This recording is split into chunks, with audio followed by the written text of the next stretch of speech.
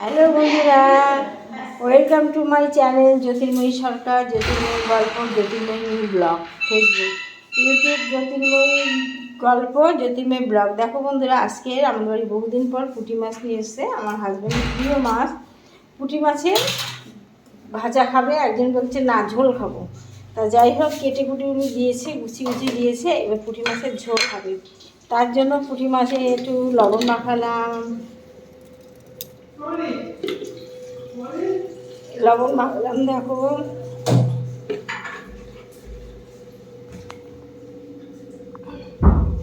এবার হলুদ মাখাবো, লবণ হলুদ দিলাম, দিয়ে এটাকে ভালো করে মাখিয়ে নিলাম। কাঁচা মাছের ঝোল খুব ভালো লাগে, কিন্তু কাঁচা মাছ করবো না আমি। কিন্তু সবার থেকে একটু আলাদাভাবে রান্না করি, তোমরা দেখো। আমার মতো রান্না করতে বলছি না, কিন্তু আমি রান্নার পদ্ধতিটা একটু অন্যরকম আর কি করি সবসময়। সবাই যদি একরকম করে তা হবে কী করে বলো? সব তো একটু আলাদা আলাদা করতে হবে। দেখেছো, লবণ হলুদ মাখানো হয়ে গেল মাছে। এইবার সর্ষের তেল দেবো কড়াইতে। দেখো, কড়াইটা বসিয়ে দিয়েছি। কড়াইটা গ্যাসে বসানো অলরেডি, গরম হয়ে গেছে। ছোটো মাছ ভাজতে গেলে তেল বেশি লাগে। চিমনিটা চলছে, দেখেছো চিমনিটা কিন্তু চলছে। আওয়াজটা দিলি কেন? তোমাদের সামনে মানে ভিডিওটা করবো, শব্দে তোমরা শুনতে পাবে না, তাই।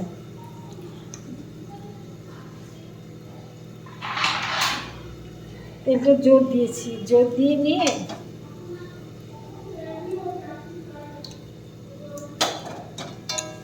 এদিকে চিনিটা দিতেই হবে, না দিলে সব মাছের যেই মাছটা ছাড়বো অমনি সঙ্গে তেলটা কমে যাবে। তেলটা গরম হয়ে গেছে, তেলটা গরম হচ্ছে। দেখো, এইবার ওখান থেকে খানিকটা মাছ দেবো। এই যে খানিকটা নিচ্ছি, সবটা দেওয়া যাবে না। মাছটা দুবার দেবো।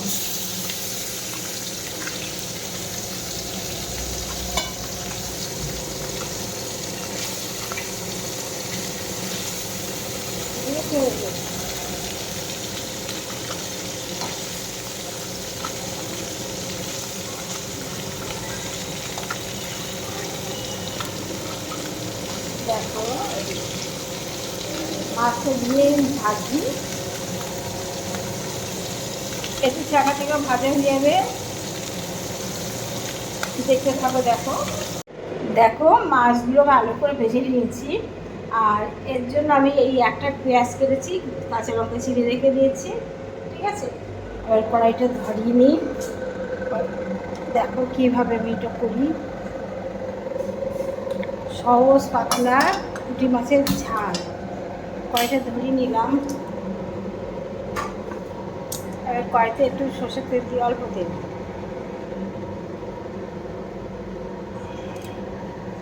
অল্প তেল দিলাম, ঠিক আছে। তেলটা গরম হোক। একদম সহজ সরলভাবে আবার রান্না, মশলা ছাড়া, তেল ছাড়া পুরো রান্না, বুঝেছো। এরপরে আরেকটা রান্না করবো, চাল কুমড়ো।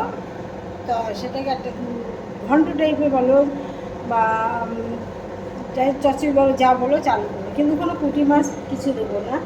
এই দেখো, আমার মশলা দানি দেখেছো তোমরা। এইখান থেকে কালো জিরে নিলাম, কালো জিরেটা একটু ডলে দিই। এই দুটো লঙ্কা দিলাম,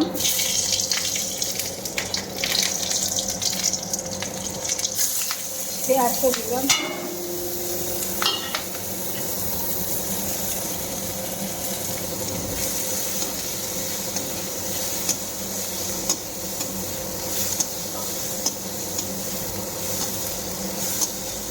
ঠিক আছে। পেঁয়াজটা একটু লাল লাল করে ভেজে নেবো, দিয়ে তারপর জল ঢেলে দেবো।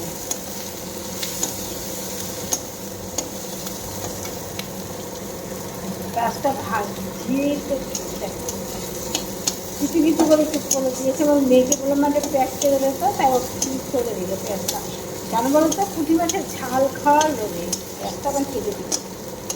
খুব ছোটো মাছ খায় না, যাই হোক ওই শিখেছে একটু ছোটো মাছ খাওয়া। আর ওর বাবা তো পাগল, 1.5 কিলো পুঁটি মাছের একা কেটে একা এক হাতে কেটে ধুয়ে ভাজা করে ঝোল করে আমার হাজবেন্ডকে খাইয়েছি, বুঝেছো? 1.5 কিলো মাছ, পুঁটি মাছ হলে, ছোটো মাছ হলে মায়া, এই সমস্ত মায়া ছায়া পুঁটি ওনার খুব প্রিয়, বড়ো মাছ খেতে চায় না। আর আমি যে মাছ খাই, কোনো মাছই আমার ভালো লাগে না, সত্যি কথা, কোনো মাছই ভালো লাগে না।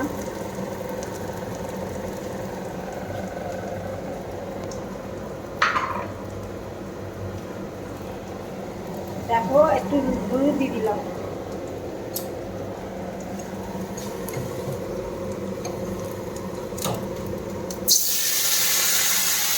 জল দিয়ে দিলাম, হলুদ দেওয়া লাগে। অনেক সময় হলুদ দিয়ে অনেকে দেয়, কিন্তু আমি হলুদ সঙ্গে একটু জল দিয়ে দিলাম, ঠিক আছে?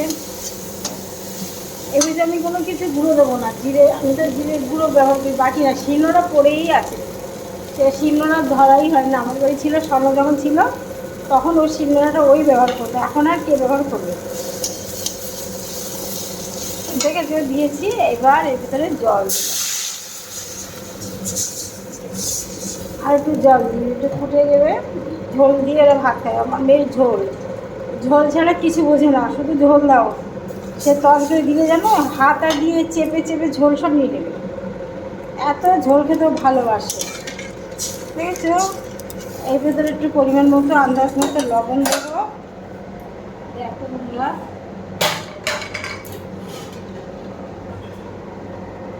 এত আন্দাজ মতো লবণ নিলাম, লাগলে পরে দেওয়া যাবে।